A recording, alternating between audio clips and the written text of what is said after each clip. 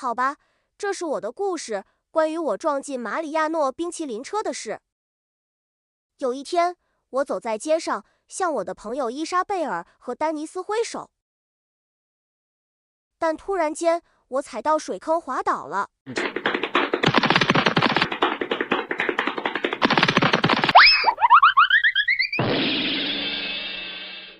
我意外撞上了马里亚诺的冰淇淋车，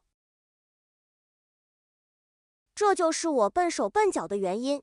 不过，哎呀，对不起，或者 Lo siento Mariano， 呵呵。